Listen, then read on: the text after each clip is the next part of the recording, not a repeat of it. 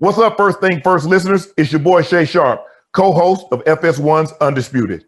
I've got great news. I'm a finalist for a Shorty Award. Go vote for your boy and make sure I bring this award home. Thank you again from the bottom of my heart for making Club Shay a success. First things first, the Lakers are sliding without LeBron and AD. Wait till you hear who they're rumored to be adding before today's trade deadline. Joel Klatt's going to join us to break down his top 50 players in the NFL draft. It's a good list. He made the list. And the Bears officially welcomed QB1 Andy Dalton yesterday. You heard that correctly. We're going to break it down.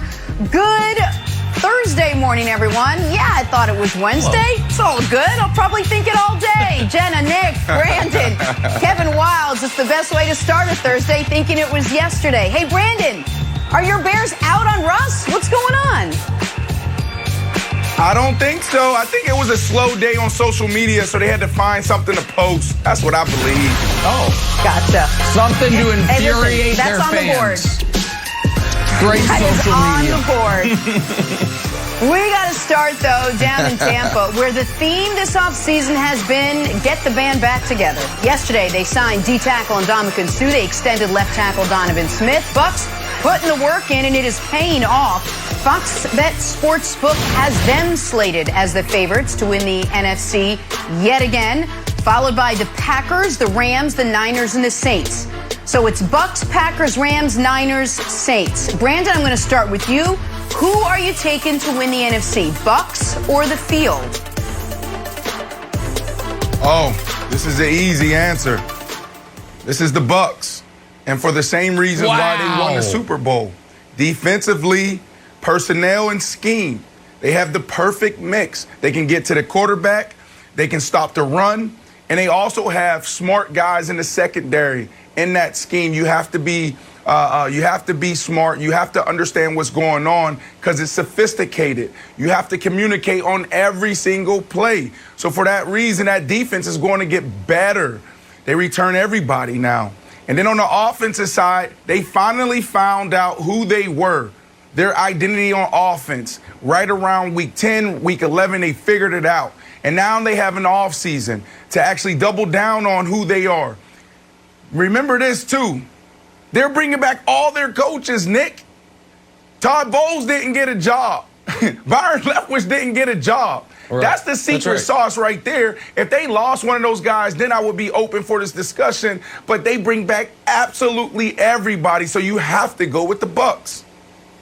Yeah, I agree with you, Brandon. It is an easy question, but I think it's an easy question because it's the opposite answer, which is it is clearly the field because the degree of difference between the Bucs and the other teams in the NFC last year was minute, if in existence at all. I think we've all been colored, our impressions of the Bucs have been colored by how dominant they were in the Super Bowl. But their road to the Super Bowl was a more than rocky one.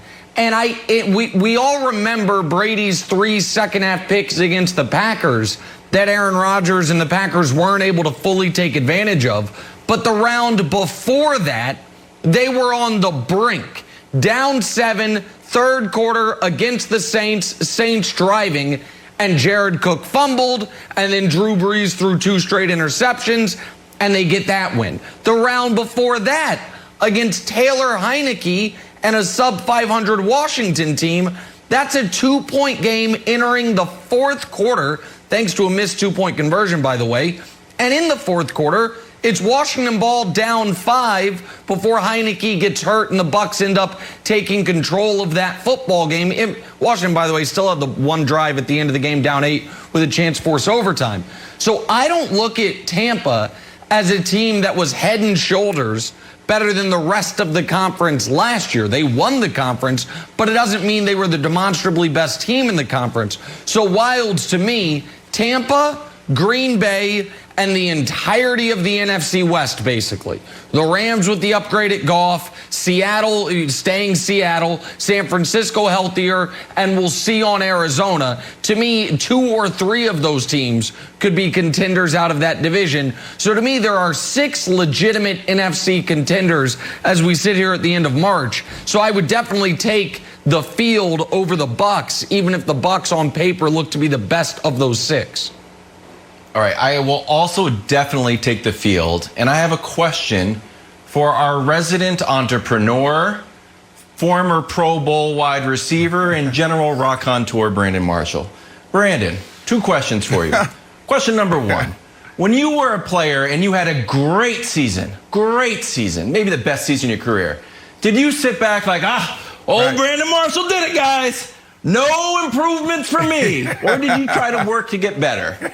Which one of those paths did you choose? I tried to always working to get better. You always got to get better. Okay. And just 1% every day. That's what you need. That's right. House of Athlete. The facility's going great. The podcast is going great. Are you like, you know what, team? We're good. We're good. Let's just keep what we're doing. 8-hour day, just exactly the same. Everybody's good. Are you constantly trying to get better? Which one of those paths do you choose in your business life? 100%. You always got to get better.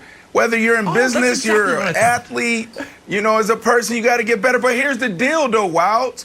You're looking at, so basically what I hear you saying is the Bucs didn't get better because why? They brought back everybody and they didn't have any upgrades? Or is that what we're saying here? Well, here's the thing. They stayed the same. There's a philosophical shift with how they entered the year and how they finished the year.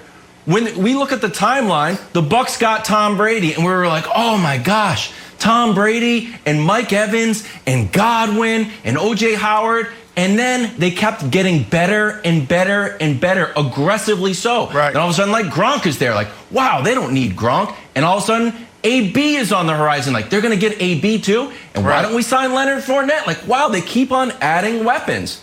And then they got to the parade. So they here's have the a deal, few pops. They start throwing the Lombardi trophy around. They're like, your ASS isn't going anywhere. We're good. So it seems to me how aggressive they were to build the team. They lost that philosophy.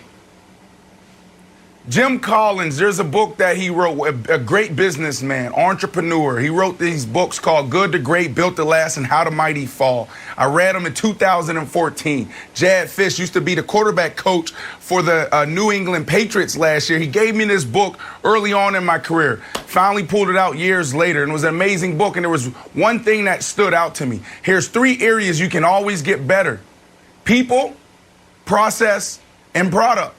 So they're people. They don't have to get better in their people. They have their team. So can they get better in their process? They have an off season now, Wilds. And then from a product standpoint, think about what we just talked about, what I just said. From a product standpoint, they can get better on the offensive side because they know exactly who they are now. They had to figure that out. They were battling last year. That was real between Bruce Arians and Tom Brady. That beef was real. And on the defensive side, they finally got into their flow as well, and they ended up as one of the top tier defenses we've seen in a long time, Nick. Listen, it was an unbelievable run, and after the bye, they went undefeated. But I think to Wild's point, and we are so results-based, it's hard to go back in history. But to Wild's point, if Jared Cook doesn't fumble and the Saints go up 10 midway through the 3rd quarter and win a game they were favored to win, and Tampa and Tom Brady's season ends with an 11-5 year and 1 playoff victory over Washington, nobody is saying they shouldn't add anybody. They should just re-sign everyone and bring everyone back. Nicholas. And so, that's football. Yeah. That's football. I know. That's football, Nicholas. What are you talking about? We can go through every game and talk about the ball bounced this way instead of that way. Yeah, so, I mean, come on, Nicholas. No, I get that. I'm not discounting. No, I'm not discounting their championship at all. What I'm saying is it would be, I think, a bit of a mistake to act like that there was no scenario that existed where we wouldn't go into this offseason saying the Bucs need to upgrade here, here, and here. We were on the precipice of that scenario. Right. It went another way because that's football, and now Jenna just bringing everyone back feels like it's enough. I don't know if it's quite enough. But also, they didn't have a smooth, easy season. They just re-signed everybody, and they're going to have another smooth, easy season. You said it, Nicholas. They had a rocky season. They weren't great halfway through the season. They had to deal with COVID like every other team. They had chemistry issues. They had to work it all together. Then they sort of hit the ground towards the end of last season. So re-signing everybody therein could be the improvement, that now they will have a full offseason, to Brandon's point, and see what they could do with the same pieces back together next season. We got much more in this still to come. But meanwhile, in the AFC, Cam Newton's getting on the same page as his new weapons in New England. But which one of those new weapons do you think will be Cam's favorite? We'll break it down next. First things first. The brand new Fox Sports app is a finalist for the 13th annual Shorty Awards. I love it. I do not download any apps. I simply do not. I'm an old man. I don't know how to use my phone. I don't like apps. I don't like clutter. But the Fox Sports app is so sleek. It has everything you would ever want. So I got it on my phone. You should have it too. You should also vote for us for the Shorty Awards. You can vote in the description below. Vote once a day. Vote for the Fox Sports app. We are a finalist. We need this. Do it, America. Time for drawing a blank now. Richard Sherman, still a free agent. Get this, reportedly open to a reunion with Pete Carroll and Russell Wilson up in Seattle. Wouldn't that be something? So, Brandon, Richard Sherman back to Seattle would be blank. You can't say something. Well, that'd be an easy commute for him. He still lives in Seattle, so he still has his house there. Voice of reason. I truly believe that. For Coach Pete Carroll, you got to think about Coach, man. We've been saying it for a couple of months. He keeps doing the same thing over and over and over again. Now, it worked in college. It worked early on in his tenure back with Seattle.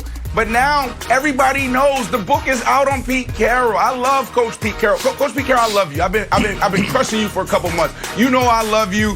You know me and you have a phenomenal relationship. But I gotta keep it real, Coach. You gotta change up your defense, please. I love what you did the second half of the season, where you start blitzing corners and you start doing the little things off script, and it start working. You went from the worst defense in NFL history to a pretty good defense, a defense that can compete. So if you bring this guy back, which I know you like him and respect him, he can sit down with you and say, Coach, maybe we can change a few things. And he may be able to tell you and convince you to keep Russell Wilson happy. Yeah. That's what it is. Voice of reason, Nick. Yeah, I don't know that Brandon and Pete Carroll actually still have a tremendous relationship. I know Brandon wants them to, and on Brandon's end he thinks it is, but Pete Carroll hasn't been flaming Brandon about twice a week for the last 3 months. So I might check in on the maintenance of that relationship. Yeah, call him and see. I say Wilds would be counterproductive. Russell Wilson this whole thing is about Russell Wilson trying to turn the page into a new era of Russell Wilson-based Seahawks football. So bringing back the face of the previous era, even if he's still a good player, and just 2 years ago, he was one of the best corners in football before he got injured last year, and I think he is a good player. Even if it would help you on the field, I think Wilds, it could be counterproductive to what they're trying to do overall. So that's my answer. I buy that, but I just love players coming back. I like Kyle Van Noy coming back to the Patriots. I like Richard Sherman going back to the Seahawks. Hey, will he be able to block for Russell Wilson? Probably not. We talked about it maybe moving to safety. Probably won't be able to move to offensive line, though, Jenna. All right, let's move on to Indianapolis now, where the Colts, spending their cap money, bringing T.Y. Hilton back. Signed the receiver to a one-year, $10 million deal yesterday. Hey, Brandon, T.Y.'s return to Indy should have quarterback Carson Wentz feeling blank. Truly loved. Come on, Jenna. He just left the city of brotherly love. But is it really brotherly love in Philadelphia? Please. You have one bad game. Shoot, one bad quarter in Philly, they start booing you. So now he's in Indy with a phenomenal general manager, a phenomenal head coach, a defense, an offensive line, a running back, and then they go back out and get this man right here who has 10,000 yards on his career. Man, he should feel love, right, Nick? I don't know. I think you should feel average. And that's not a bad thing. Here's the deal. T.Y. Hilton's had a very good career. But in 2021, if T.Y. Hilton's your number one receiver, you have an average number one receiver. The position's as deep as it's ever been. But average is not a bad thing for Carson Wentz, Wilds. If Carson Wentz this year can be average, if he can be the 16th best quarterback in the NFL, the culture in great shape. That's about what they had last year, and they damn near beat the Bills in the playoffs. They won 11 games. The defense should be actually better. The offensive line should still be great.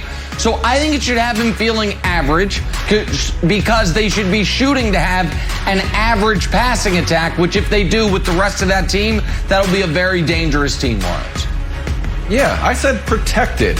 He looks around, he's like, oh, look at this. A better wide receiver, T.Y. Hilton. My offensive line, you guys only got Phillip Rivers sacked 16 times. I got sacked 50 times. And our old friend, Jonathan Taylor, go Badgers. He's got a bunch of weapons now. I think he's going to be slightly above average. Not fantastic, but slightly above average, Jenna. Well, Cam Newton's hoping that his people around him are slightly above average. In New England, Cam joining some of his receivers out in California for some off-season work, trying to all get on the same page. Free agent additions, Kendrick Bourne, Nelson Aguilar, Hunter Henry, all putting the work in. So, Brandon, Cam's favorite new offensive weapon, you think, will be blank? Ooh, you missed a couple more because they signed, like 35 people this offseason? So you missed a couple. There's a lot of guys to pick from. You know who I'm going to go with, Jenna? I'm going to go with Cameron Newton. Man, that's the guy. He got to bet on himself. Think about this. This dude, he is a legend. He's not going to throw for 4,000 yards. He's only done that once, and that was his rookie year. But he was dominant on third down, Mr. Efficient. On third down, he was dominant in the red zone. He have thrown for 30 touchdowns before because he had tight ends. So now when you look at the makeup of this team, who they brought in, with this guy now honing back into the fundamentals, I got to go with him. He should be betting on himself. He should be excited. This is, you know what, I told you so moment for Cam Newton. Everybody's talking about your arm. Everybody's saying you're done. Now you have what you need. You have great coaches, and you have good players around you. Go get it done, and now go tell all of us, shut up and sit down. All right, my answer is Jonnu Smith. You mentioned the 30-touchdown year. Greg Olsen was a huge part of it. I think Jonnu Smith will be Cam's most reliable weapon. And I know we're showing Jonnu Smith highlights now. I wish for a moment we could show the clip we showed to start this segment of the guys working out. That first receiver in the drills, I believe that to be Kendrick Bourne.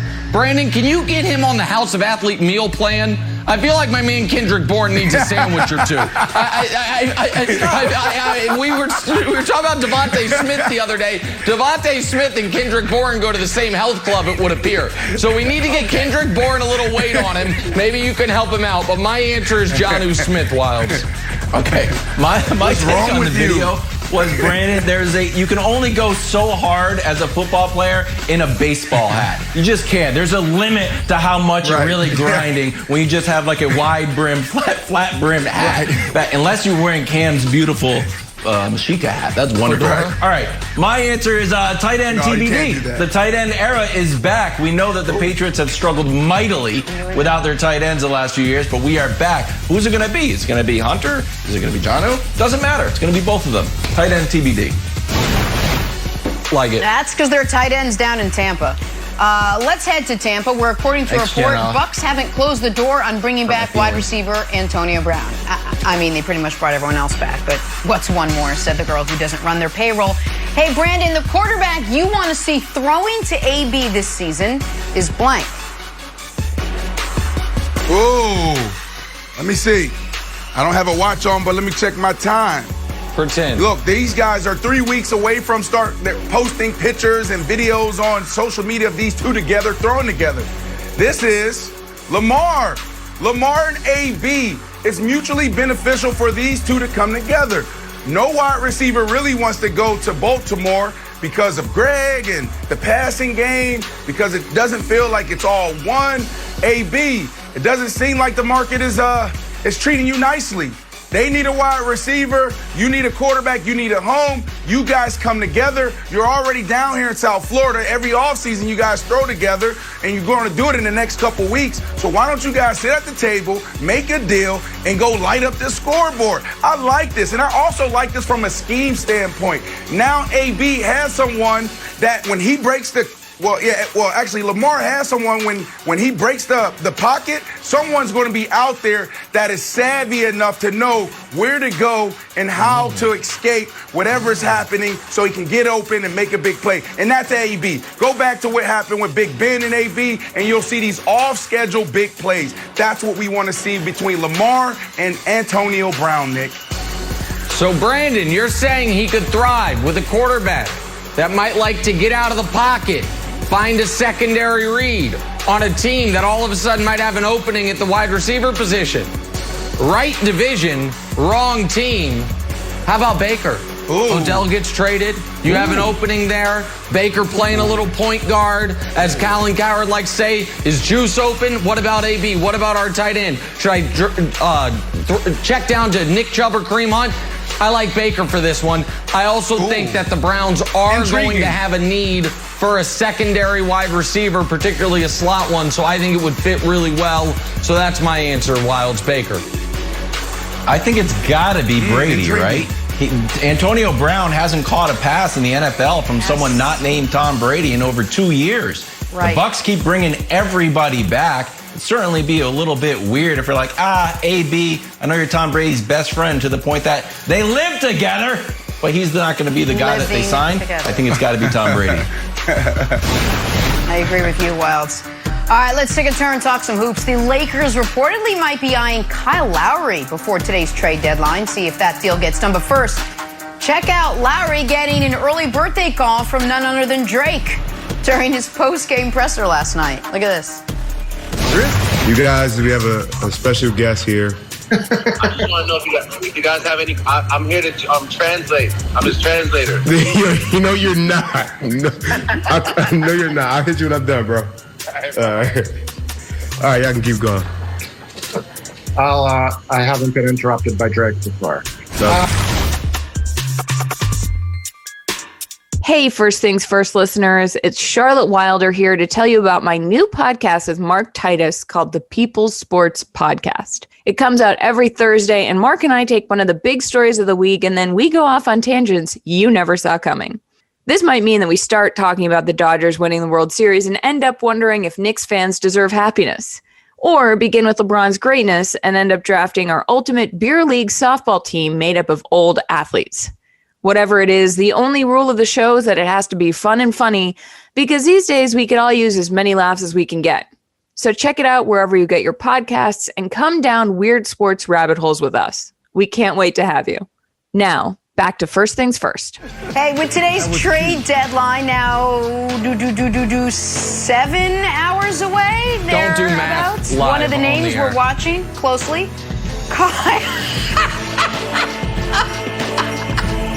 Don't do that to yourself. So one of the names we're watching closely is Kyle Lowry. So listen, Woj is reporting that the Lakers are actually a sleeper team to get him in the East, to get him out there with the Lakers. In the East, though, it appears it's the Sixers and maybe the Miami Heat in that mix. So here's Kyle Lowry on what likely was his last game with Toronto last night. It was kind of weird tonight, not knowing what the next step would be, just with, understanding that there's things that could possibly be done on the front of me and then other guys in our team and in the organization. So it's kind of weird, I'll be honest with you. But, it was great to get a win. It was great. It felt good to be out there. And, it would have been, of course, it would have been crazier if it was in Toronto, I'm assuming, I would think. But it was different tonight, for sure. I mean, who knows what's going to happen? No one knows what's going to happen. But it was definitely, for sure, different. All right, we got Chris Broussard joining us now. Broussard, good morning. Which contender do you think would benefit most from adding Kyle Lowry? Well, you said the three teams, Philadelphia, Miami, and the Lakers. Let's toss out Miami, because with or without Kyle Lowry, they're not winning the East, much less the NBA Finals. They would improve, no doubt. but not enough. They wouldn't be good enough. All right, so I'm tossing them out. I'll go to the West. The Lakers, this would be huge because in addition to bringing a championship pedigree, more leadership, defense, toughness, Kyle Lowry would bring three-point shooting, and they're lacking in that. They're 22nd in the league in three-point percentage, 25th in three-point attempts. He's hitting 39% on 7 threes a game in Toronto this year. Dennis Schroeder playing well, but only hitting 32% of his three-point attempts. So Lowry would really feel a need for the Lakers. However, the Lakers, who with Lowry probably become the favorite again with Fox Bet and with in many other people's minds. But even without Lowry, they still have a solid chance, even though I said Brooklyn. Lakers still have a solid chance of winning it even without Lowry. That takes me to Philadelphia, which is my answer. I don't think the Sixers are a legitimate championship contender. I mean, they're a contender, but they're not going to win the championship. I don't think they can beat Brooklyn right now. Give them Kyle Lowry, and all of a sudden, they have a legitimate chance of winning the championship. I still think Brooklyn's better, and I still would pick Brooklyn over them, but now I could actually see Philadelphia with a Kyle Lowry beating Brooklyn. So I think you take a team like the Sixers, who cannot win a championship as we speak right now. You give them Kyle Lowry, and now they have a shot. A shot, not the favorite, but a shot. Wow. I'm just blown away by the disrespect Chris Broussard is showing to everyone in the East that isn't the dynastic, unbeatable, defending champion Brooklyn Nets. I mean, my God, Miami, defending Eastern Conference champions. Add Kyle Lowry, don't add Kyle Lowry, doesn't matter. Philadelphia, they had the guy who was the MVP of the league before he goes down. They still, if I'm not mistaken, have a better record than Brooklyn. They still have a better record than Brooklyn, but no, they got no shot because the Nets, who have played 97 minutes with their big three on the court together, are so unbeatable. So let me answer all this. The contender that would actually benefit the most is the Clippers. They desperately need Kyle Lowry. Unfortunately, they have no assets to give up, so that no assets that anybody wants, so they're off the board. I think the Lakers would benefit, but I was shocked to hear that they are being included in this because it's tough for me to see a trade that really makes sense for Toronto now. If Lowry just flatly says that is the only place I want to go, I think Toronto will do him a solid because he's the best player in franchise history, and he's earned that. He helped bring them a title. And one other piece of so the audience understands, whoever trades for Kyle Lowry will be signing him to an extension. That is basically well known that if you trade for him, you're re-upping him for probably a couple more years. I think Philly would become, to me, they are right now the slight favorites in the East. They would become the overwhelming favorites in the East if they got Kyle Lowry. He is perfect for them. But from what I'm hearing, Philadelphia is not optimistic that they will get Kyle Lowry. I think he ends up in Miami, and I am very excited to replay that clip of Chris Broussard disrespecting the Heat if they get Kyle Lowry when we're going into Game 6 Nets Heat, and Kyle Lowry and Jimmy Butler are putting Kyrie and James Harden in the torture chamber night after night with psychological warfare. I'm excited for that. Kyle Lowry and Jimmy Butler, both of whom have better playoff moments individually than James Harden has in his entire career. So I'm excited for both of those. Oh, it's true. You can look all aghast, but you know I'm right. So I'm excited for that. You mentioned Kevin Durant. There's this one guy named Kevin Durant. I haven't heard come out of your mouth. I didn't say I would pick the Heat to beat the Nets. I'm just saying you're dismissing the defending Eastern Conference champion Heat entirely. What are we talking about then? But Brandon, I think Philly would benefit the most of the teams on the list, but I think Miami is, by the end of today, I think Kyle Lowry is going to be on the Miami Heat. Listen, no, Chris, you're right with this Miami thing. What are we talking about here if he can't go win a championship? So Kyle Lowry, cross Miami off the list. You have no chance of beating the Nets. Now, if the best player on the planet was healthy right now and he was actually playing, I would say go there. I would say go to Philly. But Joel Embiid is hurt right now. We don't know how he's going to come back. His knee, bone bruise, this could take some time. So we don't need you in the East. Go out there and take care of weak West. That's what you need to do. The LA Clippers is the best situation for you. Now, Nick, obviously you're the resident GM. You know that contract and that situation, it doesn't seem likely, but just to answer the question, I feel like the best spot for him is the Clippers. He has Ty Lue, a phenomenal coach that think like you and play like you. I know, I understand that. But I'm going to push back a little bit because this is going to be a family type deal. He delivered a championship to Toronto. He has a great relationship with Toronto. I truly believe Kyle Lowry is going to go where he wants to go. He's going to sit down and say, guys, I did some amazing things with you guys. Now, this is what I want to do moving forward. Now, if the Clippers are the top of that list, they got to figure out that contract. I know it's tough, but I can see it happening somehow, some way. To me, that is the perfect fit if they can get around the whole contract. I think, what is he making, 35 million this year? 30 million. 30 million. 30.5, yep. All right, Broussard, why is there no love for the city of brotherly love? Kyle Lowry, Philly guy, goes back to Philly, and I'll add another piece. What if one of America's favorite podcasters, who just did a podcast with Tobias Harris, joins him? JJ Redick on a buyout. So all of a sudden we look up like, whoa, the Sixers added JJ Redick back so they get more shooting and the leadership of Kyle Lowry, who has a championship pedigree and a little bit of, like, as you like to say, a little dog in him, a little bit of like tenacity that team seems to need. Are you still out on the Sixers if I add JJ Redick to the mix? No, I'm giving them love. Even if they just add Lowry without JJ, they are a legitimate championship contender now. What I'm saying is right now, as they are right now, I don't see them winning the championship. Even if they were to get past Brooklyn, which I wouldn't see happening, they're not beating the Lakers. So I just don't think they could win it now. But if they get Lowry and certainly add JJ there, they could win the championship. There we go. NBA trade deadline, 3 p.m. Eastern today. All right, got to shift back to football. Did the Bears officially close the door on a Russell Wilson trade? With something they did yesterday. We'll explain. We'll show you. It's next. First things first. I can't believe the disrespect for the Heat.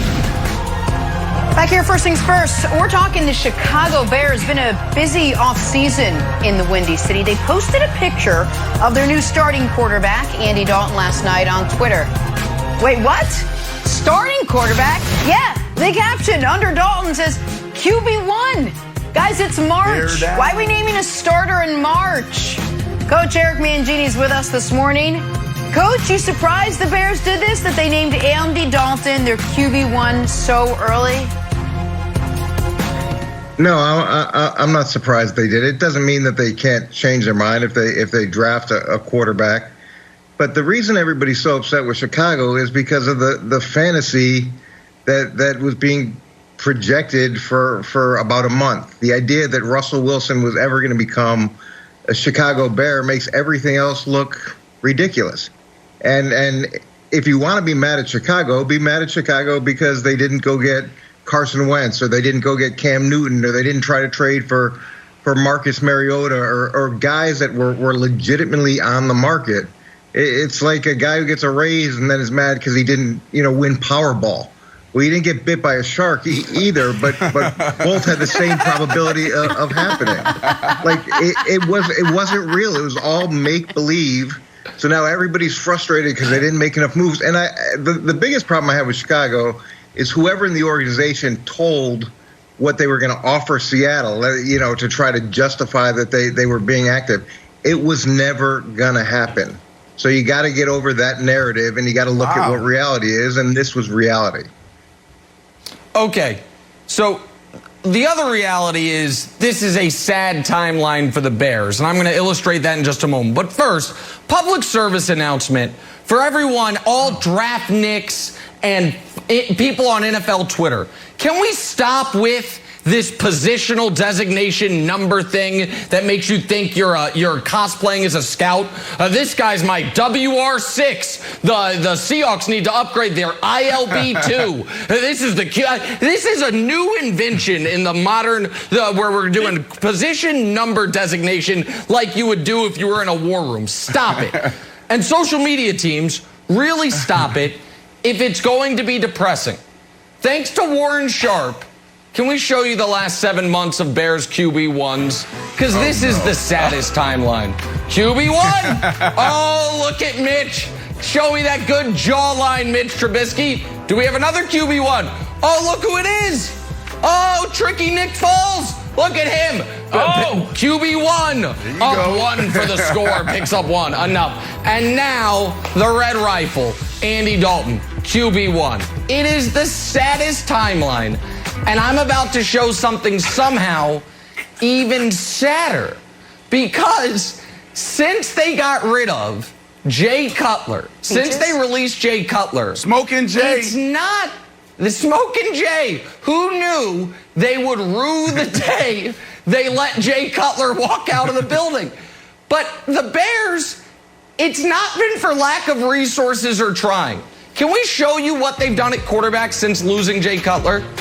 That is $120 million of contracts and draft picks 3, 67, 70, 111, and 140 to get the dirty half dozen of Mike Glennon, Mark Sanchez, Mitch Trubisky, Chase Daniel, Nick Foles, and Andy Dalton. It's $120 million, 5 draft picks for that. Wilds, the social media team. What do you want them to do? Like, it's just, what do you want me to post about? Like, what do you want me to say? And by the way, the same man's been in charge the whole time. What they should have, you know what they should put up there? GM32 and a picture of Ryan Pace. That's what they should put out there. Like, yo, man, it ain't our fault. This is the groceries you shop for us. Don't be mad that the meal is terrible. But that's the situation with the Bears. And it ain't They're in a brutal spot. They're in a brutal spot. You know what it reminds me of? Sometimes my brother gets me a mediocre present and he doesn't even wrap it. Like, here's your birthday present. Like, oh God, what's it? Just in the Amazon box that I have to open up myself. So look, if they really believed in Andy Dalton, you could have a big conference like Dak Prescott. And then, or at least the social media team can go the whole way, like our social media team believes in the takes of the panelists. Here's one. Oh, Nick Wright, look at this. There's money flying around. Dak's fired up. There's storm cloud. He's flexing. Amazing. Let's move on. What did Brandon say about the Patriots? Brandon comes on my corner, says, I'm with the Patriots. Boom, you got the Superman thing. He's posing, about to run the ball or throw an interception. And then Cam in the background, I'm all in on the Patriots. And then what do the Bears do? Just Photoshop it. It's just normal, just straightforward. Just one layer of just like, put a jersey on them. It's all right. Brandon, to me, this shows they did the right Bears thing. Aren't it. Oh, okay, go ahead. Go ahead. How do they do the right thing, Brandon? Less is more, you're saying? I mean, they did the right thing. Look, yes, less is more sometimes. No, look. On a social media standpoint, they could have did a little bit more, but sometimes just coming out saying QB1, it's like, wow, that's powerful. So I push back on Nick when he says this whole thing that we're doing with quarterback and position is not. I actually like it. I think it's awesome. Here's the deal. I was in Chicago for 3 years, and I absolutely loved it, and I'm still a little bitter that I didn't retire a beer. That's the true story there. But every day I walked in Hollis Hall in Lake Forest, Illinois. I knew who my quarterback was. Like, if I'm Allen Robinson right now and I'm walking into Hollis Hall, okay, who do I turn to? Who do I work out with? Who do I connect with in the offseason? Is it Nick Foles? Is it Andy Dalton? This is all about eliminating distractions. Coach, you know this. There's almost 90 guys in the locker room in the offseason, or now virtually, whatever you call it. And the hardest thing to do is eliminate distractions. We all have egos. We all have a million things going on. And Coach Mangini's trying to do one thing. Guys, buy into this vision. This is what we're trying to do. So this is the Chicago Bears eliminating distractions. This is the Chicago Bears letting their wide receivers know this is who you go hang out with in the offseason. Not Nick Foles, Andy Dalton, who I think is a good quarterback. He's not a championship quarterback, but he's a good quarterback. Coach, can you please tell them that this is the Chicago Bears eliminating distractions? Well, first of all, I have a few things I need to address. Nick, I think I need to be referred to as NFL Guest 1 from now on. I think that should be the starting point. I think the best money that the Bears could spend is to go hire whoever runs Wendy's Twitter account, because they're hilarious. And I think that would help a tremendous amount. And that would avoid distractions. And it would be much more cost effective than the quarterbacks are bringing in. And I'd say that you're right, Brendan. They are trying to eliminate distractions, and they're trying to make the best of a situation that's been exasperated by the fantasy that was projected with Russell Wilson. I mean, the worst part of all this is when you look at the two quarterbacks they have on the roster, none of them statistically are as good as Mitch Trubisky. So they cost $13 million more, but none of them won more games. None of them had a better completion percentage. None of them had more touchdowns. None of them had less sacks. None of them had a higher quarterback rating. To me, that's as problematic as anything. But, yeah, this was the best available option at this point, and they're leaning into it, but it doesn't rule them out from doing something in the draft to try to go get another guy. All right, so a few things about the show. Coach, you will always be NFL Guest 1 on this show and in my heart where it matters the most. That's first of all. Second of all, put it out on Twitter. With a big put graphic. It out on Twitter, no problem. Guys, speaking of put it out on Twitter, for the show archives, we have a new floor of what Brandon Marshall will consider a good quarterback. It is now Andy Dalton. I am excited to see if it can ever go lower. I didn't think it could. But if Andy Dalton is a good quarterback, 6 times. Brandon, he went to the playoffs 6 times in Cincinnati. Brandon, and Joe Namath won a Super Bowl with the Jets, but I don't want him starting. Like, what are we talking about? Like, hey, come on. The Bears are what the Bears are at quarterback. It's not, they just seem destined to never have one. And I get your point about eliminating distractions, but the offseason, you can do this in the building. But ultimately, pro sports are the entertainment industry. And it is about getting people excited and fans revved up for the season, particularly in the offseason. You can believe your plan will work, but you're not going to be able to prove it until the regular season. So if you want to have this up in a depth chart in the locker room for the players, see, that's fine. But Brandon, this is counterproductive if you want people in Chicago to be excited for the season. Go ahead. Jenna, before we go, quickly, if the viewers want to go grab some tinfoil and join me, tinfoil hat theory. This was not for the fans of Chicago. This was not for Andy Dalton's teammates. This was for Pete Carroll in the Seahawks saying, we are satisfied with our quarterback. This is our quarterback 1. Our offer is not moving. Take it or leave it. Tinfoil hat theory before we go to break, Jenna. Ooh. Coach says I no. like it. I like Coach it. says no shot. It's not what it was. He's not just coach. He's NFL Guest 1. NFL Guest 1, you are forever that. Thank you so much for hanging out with us, Eric Mangini. We got to get back to some basketball. Video says so. Should the Lakers be extra careful with AD and LeBron's return? Tell you why we're asking next. First things first. Thanks, guys. Back here talking Lakers now. So yesterday we had Antoine Walker on the show. And anytime we have Antoine Walker on the show, you know you're going to get hit with some hard truths. So we were talking about whether the Lakers would be forced to rush LeBron and AD back into action to stop some of the bleeding. They've lost 3 in a row. Listen to what Antoine had to say. You see your team as a competitor, as a player, and Brandon knows this as well. If you see your team struggling and not playing well, you want to rush your comeback. You want to get back out there. Of course. Who's gonna keep that guy from saying, who's gonna tell LeBron James, no, wait, we need you to wait another week, let it heal a little bit longer. The competitor in him is gonna want to come play. These guys are attending the games, they on the road, they're in the locker room with those guys, and they want to be out there. Their goals is much different than a lot of other teams. Their goal is to win an NBA title. So you start to lose 7, 8, 9 games. Trust me, LeBron James and AD are going to press the envelope to get back on the floor.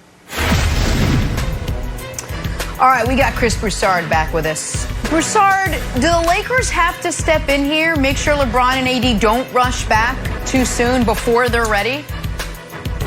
Well, first off, I don't think AD will press the envelope.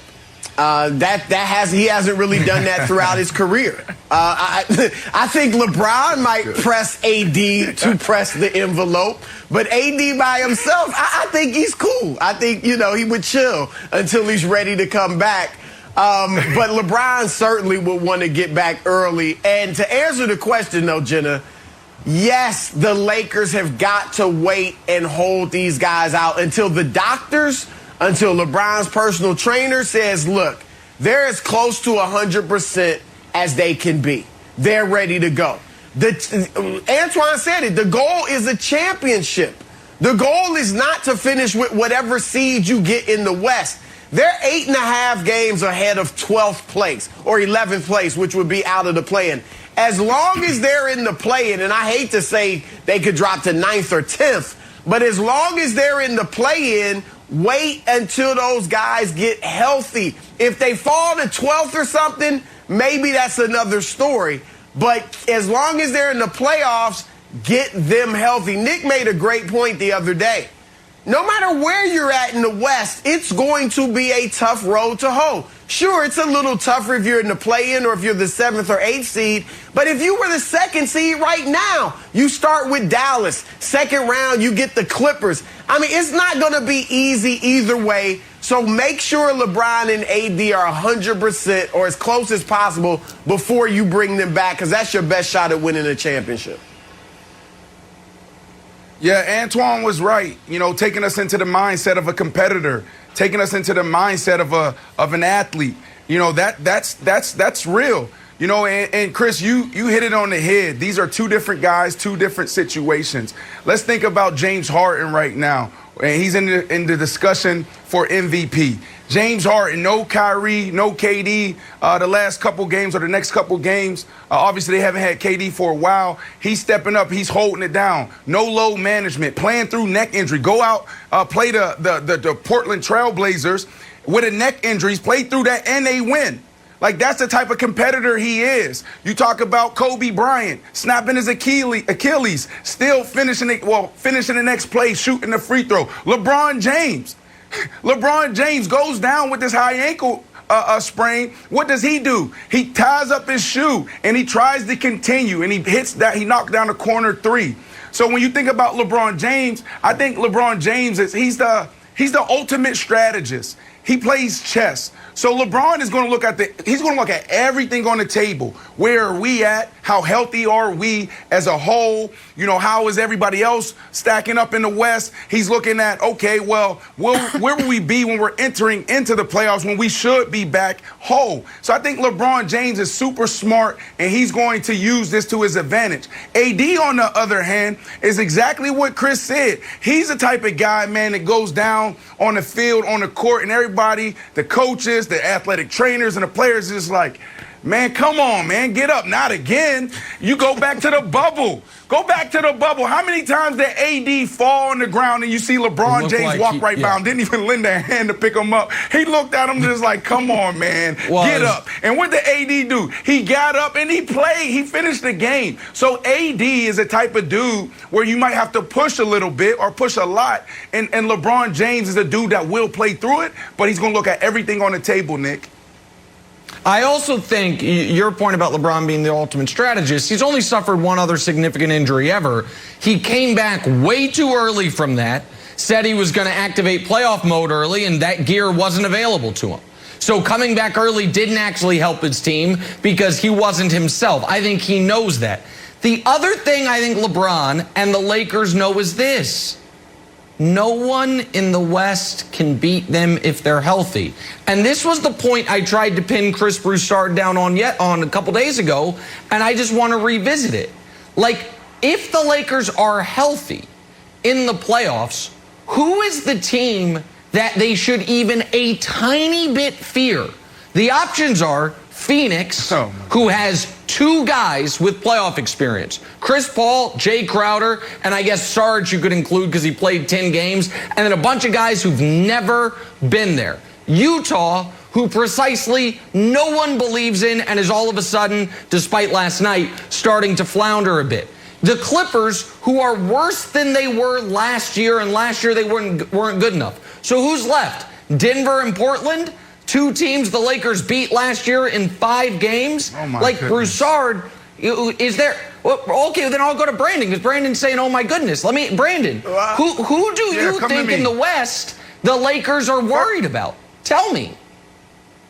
The Clippers and also the Suns. Now, I know on this show, y'all said a couple weeks ago, we can't talk about the Suns. Brandon, you can't talk about the Suns. CP3 should have 3 rings on his hand right now. CP3 should have 3 rings on his hand right now if he didn't get dehydrated and he didn't pull up in the playoffs. CP3 is a dog. Look what he did last year with OKC. This team is real. You keep going back to past and then all the precedents and all of that. CP3 and the Phoenix Suns are the real deal. I don't care about how much experience they have. All I know is right now they're playing phenomenal basketball and they have a top 20 player in Book. And then you got the Clippers. Are we really going to continue this conversation and ignore the greatness of Kawhi Leonard and what he brings to the table? That's not enough. Are we going to ignore that they are playing good ball? It's not enough? Okay, well, those are the 2 teams. That's the answer. The Clippers and the Phoenix Suns are the 2 teams that they should really pay attention to. It's real. Look, Brent, I don't want to disrespect your Suns because they are a cute story. But there are levels to this, all right? And they could make some noise in the playoffs. But win the West, I just think that's too much of a jump, my man. So get off the Phoenix bandwagon, all right? Clippers, I'll give you. I'm with Nick. I mean, my pick is the Lakers if they're healthy in the West. But I don't think they can just scoff at the Clippers. The Clippers in the bubble last year, and you know this, Nick, they didn't want to be there. And that was a problem. Now, I agree that their defense is not where it should be. They need a playmaker like a Kyle Lowry at the end of games to help them out. But to think that the Lakers are just going to walk over them and not be worried at all about them, what's AD going to be like? Remember, AD was healthy, presumably, early in the year, and he was only giving us 22 and 8. All right, he wasn't playing at the AD level we expected. Not so enough. If he comes back and he's that AD, that could be a problem against the Clippers. If he comes back like last year's AD, then they shouldn't, they should beat the Clippers. But that's a question mark. So that's the team they've got to be concerned about, Nick. So Nick, don't you think when AD hears, let's say he heard Antoine's quote, when a team is struggling and the goal is to win a championship, they might push.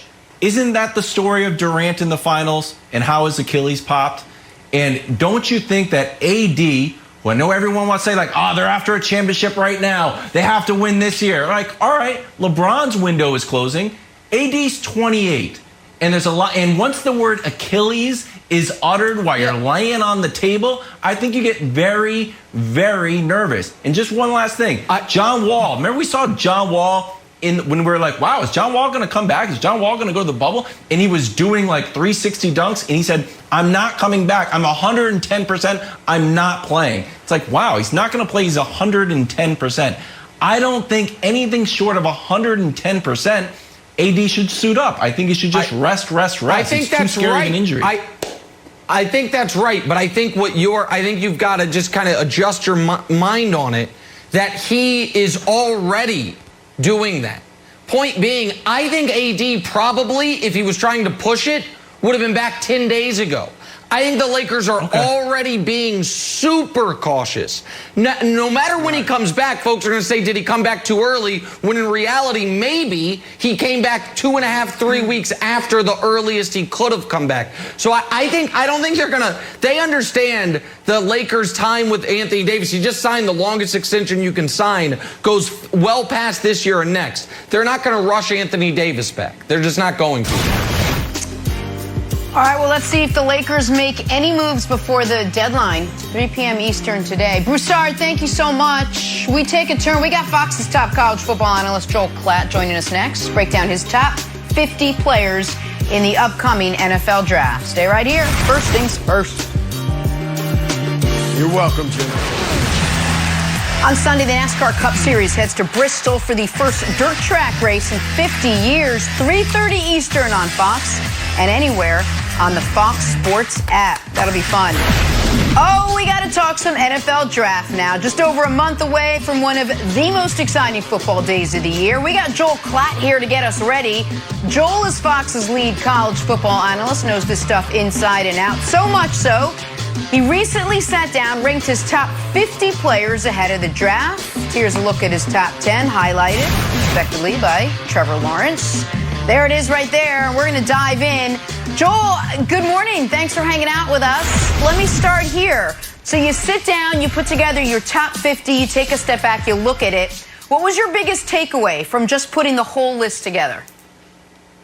Well, other than my eyes being tired from watching so much tape, and first of all, good morning. I think that there's a lot of depth in this draft. I really do believe that a lot of organizations, whether you need help on the offensive line, defensive line, or at the skill positions, namely wide receiver, I think that there's going to be a lot of players that become household names that are second and third round players. So this draft, to me, yes, we're going to talk about the top 10. We're going to talk about the quarterbacks quite a bit, but there's a really good depth aspect to this draft. And there's going to be some heavy contributors in the NFL for years to come that are taken in the second, third, and maybe even fourth round. All right, Joel, B. Marshall here.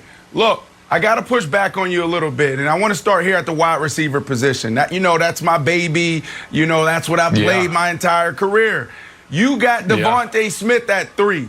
So it's almost like I just want you to talk to me about the whole, the demographic of the wide receiver position, not just one guy, but you got Devontae at 3. Why is he at 3? And then tell me what else you're seeing at this position. Well, I mentioned in the previous answer a lot of depth at this position, right? I think that a lot of these guys are great players. Now, here's what's so fascinating is Brandon, Devontae had one of the great, if not the greatest wide receiver season that we've ever seen, right? Like and I voted for him for the Heisman. I pushed for him to win the Heisman Trophy as a wide receiver, which, as you know, is very rare.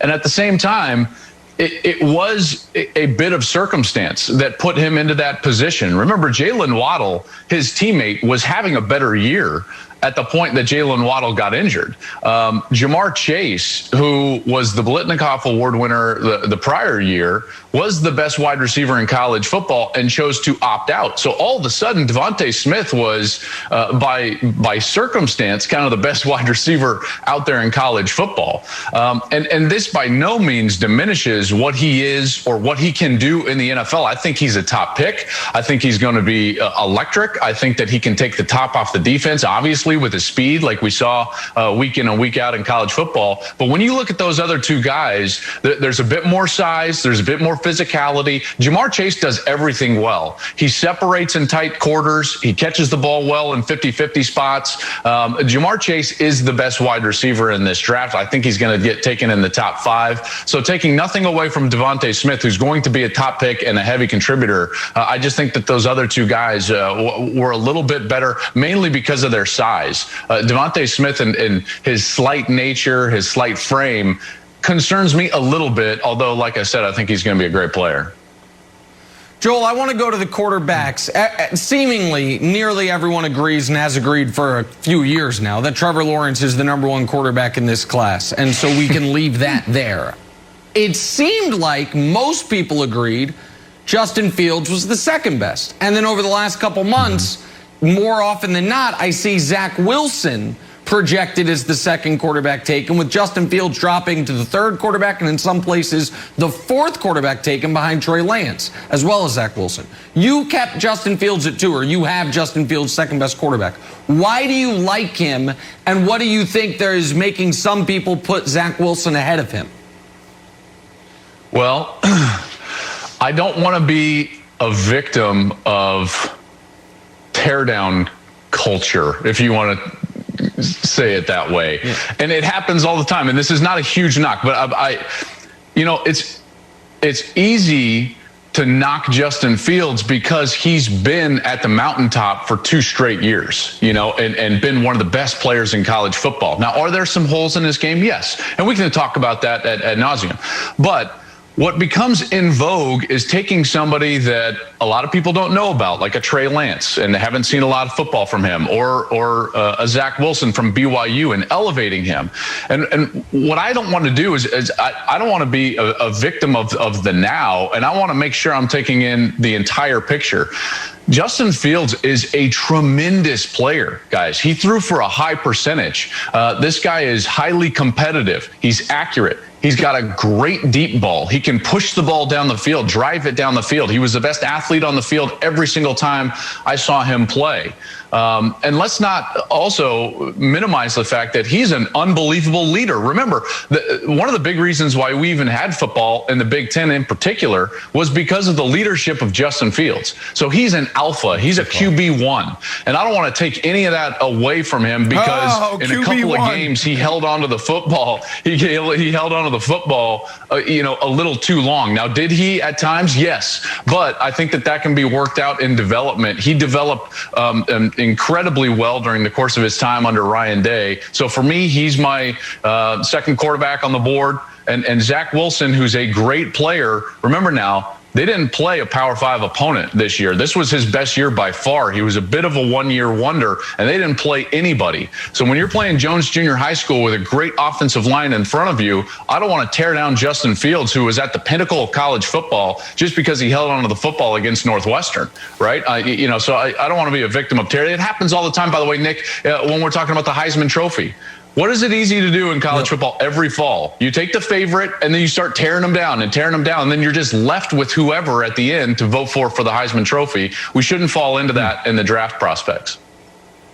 Joel, talk about a guy we saw a lot. Mac Jones had a great year, but when you see him, it's like, you see people knocking, like, I don't know, he's got a bunch of pros around him. He's got Nick Saban, had a great offensive line. So it feels like he gets hit and moves down. Was it challenging to grade out Mac Jones and how he's going to perform when he's surrounded by so much talent at Alabama?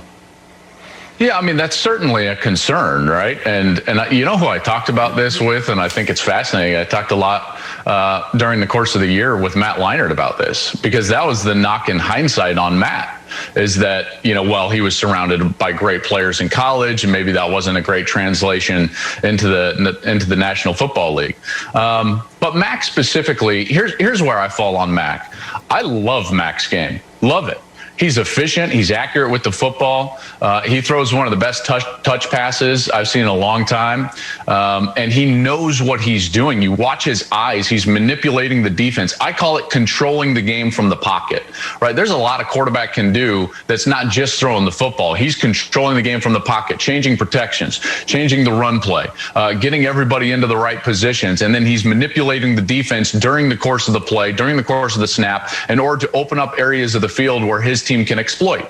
That's really graduate level stuff at the college level. And so I think Max is a great player. Now, here's where you land with Mac Jones. I think his floor is really high. What you see is what you get, and I think it's really good, and I think he can start in the NFL. Now, does he have the top-end skill set that you get from Lawrence or Wilson or Fields or even Trey Lance? Probably not. So it's a little bit lower of a ceiling, but a really high floor. You know what you're going to get. I think middle of the first round to back end of the first round is where he's going to land, and I think whoever drafts him is going to be incredibly happy. Joel, I know we don't have a ton of time here, but I feel like the story of the last 10 days in the draft process has been Kyle Pitts, the freakish tight end. He's going to probably go as the highest any tight end's gone in the draft since the last super freak tight end, Vernon Davis. And maybe it's unfair. I look at, my concern is the last guy I saw jump off the page at me athletically at that position was Vernon Davis. And Vernon Davis had a nice career, but probably underachieved given what people thought when they took him 6th overall. What are the pros and cons of Kyle Pitts to you? Well, I think Kyle's an outstanding player, and I think that he can impact in the NFL right away. The one thing that I think about when I watch Kyle is I don't feel like I'm watching a tight end who's very athletic. I feel like I'm watching a really big wide receiver who can split out. And can he go in line? Yeah, kind of, but he fits the modern day NFL more so than maybe just some big tight end who you can put out there and throw the football to who's very good as a pass catcher. This guy affects the field in every single area, which not every tight end does. You can put him out one-on-one, and in particular in a 3-by-1 set or in some sort of isolation set, and he can beat corners, he can beat safeties, he can beat linebackers. So he's a matchup issue in that spot. He can operate in the middle of the field, so he's a great red zone target. And then he is wonderful at the catch point. He's smooth through the ball. You know, he's not just a physical beast. This guy has all the traits that a great wide receiver would have. That smoothness that you want. He gets separation. He's got great hands. So from my seat, I think he's a little better receiver than Vernon Davis was when he came out. Are all the physical, freakish things there? Yes, absolutely. But Nick, I think he's more polished when you're talking about a down the field threat. Okay. All right, Joel, B. Marsh here again.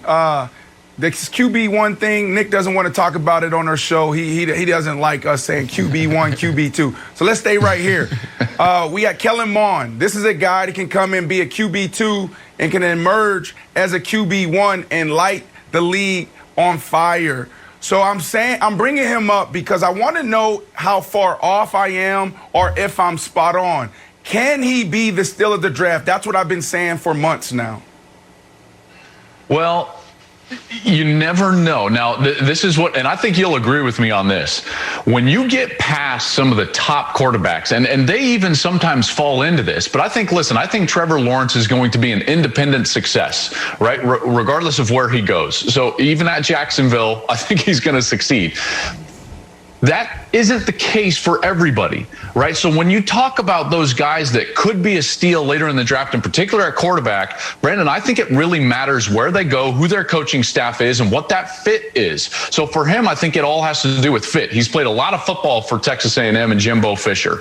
I don't think they protected him all that well. At times he can be rigid when he's throwing the football, and I want to see him throw better, in particular off platform. But is the talent there? Yes. Can he drive it down the field? Yes. Is the experience there? Yes. So in the right situation and in the right fit, I think that he could be a steal. Here's a guy I want you to watch out for, by the way. I talked about wide receivers being deep. You're going to love this. I think that there's a guy who's an absolute pro, been around the game his whole life. His family has great bloodlines. Amon-Ra St. Brown, the wide receiver for USC, likely to fall into the 2nd round. And I think this is a type of guy that can be an unbelievable contributor, just a catch machine. It wouldn't shock me at all if he goes out there and in his first 3 seasons has a year in which he catches 100 balls.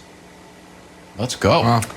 Joel Klatt, a wealth of information this morning. Anxious to see where these guys all end up. Thank you so much for getting up early for us. We appreciate it. Yes. We got to take a turn. Have a good day. Talk some New England Patriots. Which one of Cam's new weapons is going to be his favorites next season? We'll find out next. First things first.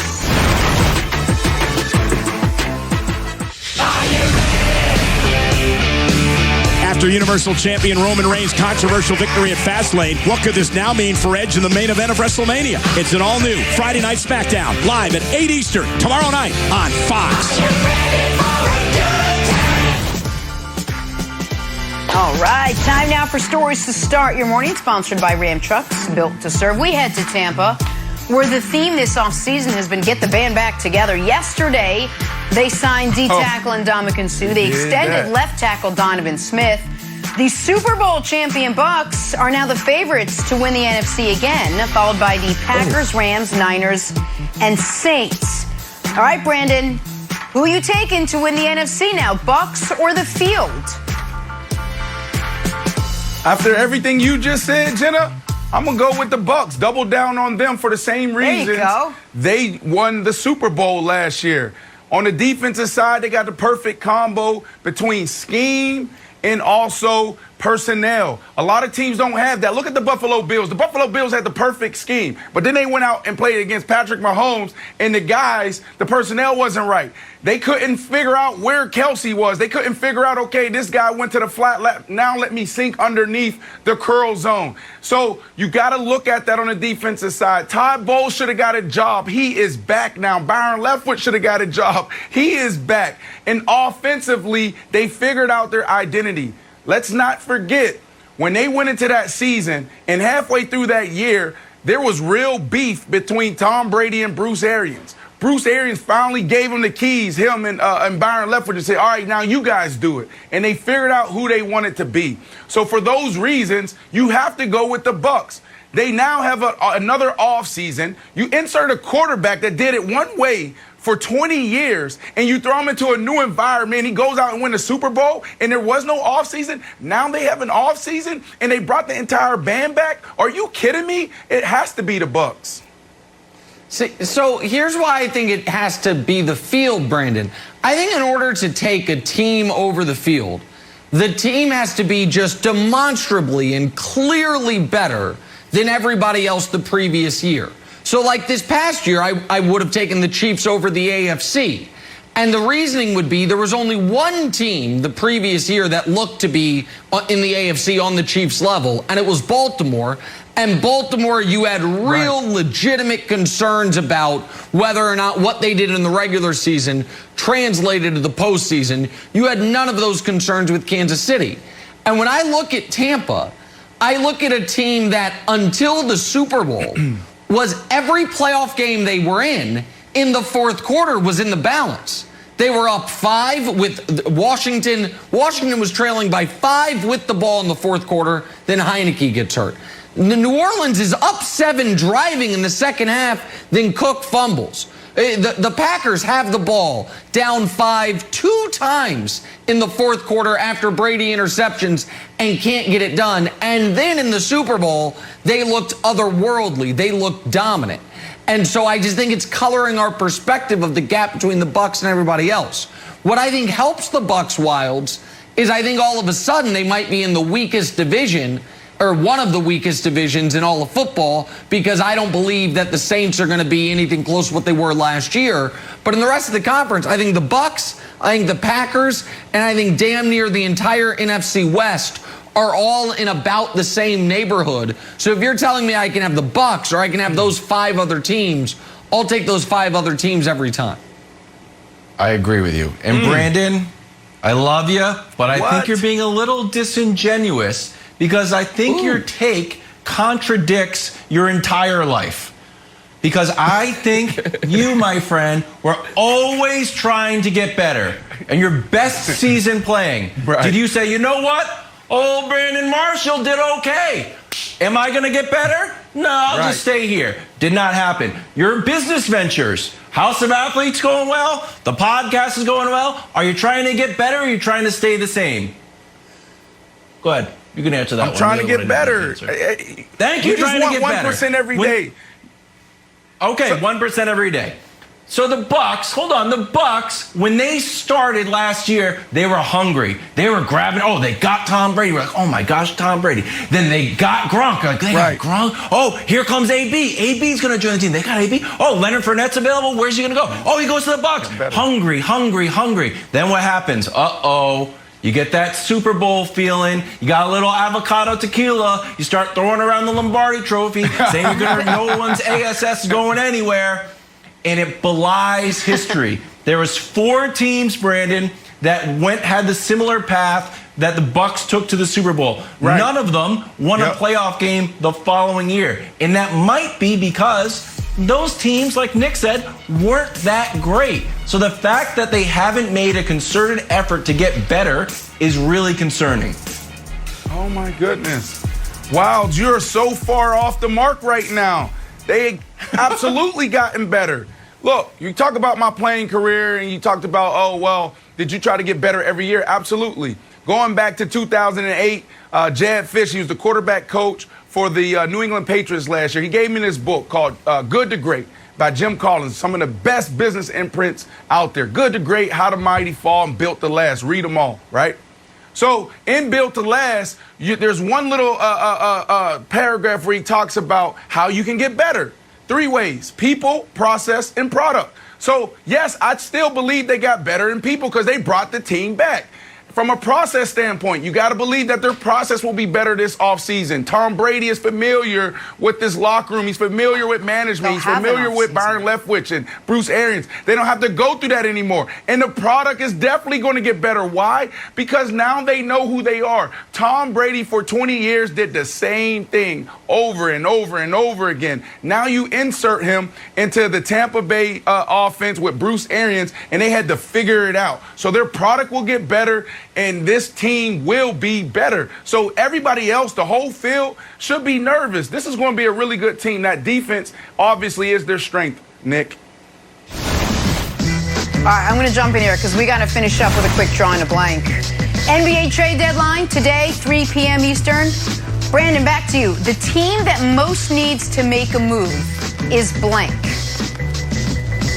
The Celtics. They're what, below 500? They're sitting at the 8th seed. This was a team that was in the NFC Conference Championship yesterday, whatever the hell it's called. Eastern Conference. Like, come on, Eastern they got to get Conference better. Danny Ainge, Eastern Conference Championship. You got to get better. Come on, Celtics.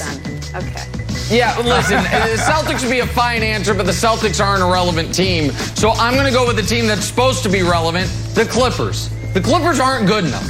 And the Clippers, if they don't make a major move, a round 2 exit might be something they look fondly on, Wilds, because they could be a round 1 exit if they don't upgrade at point guard, Wilds. Jenna, I don't mean to hurt your feelings, but this guy's got to do something. He's already on my bad list because he won't. Oh, he's already leaking. Follow you on Twitter he's or leaking. Instagram. They're close. At least make a Jenna, trade. they're going to be close. Don't worry.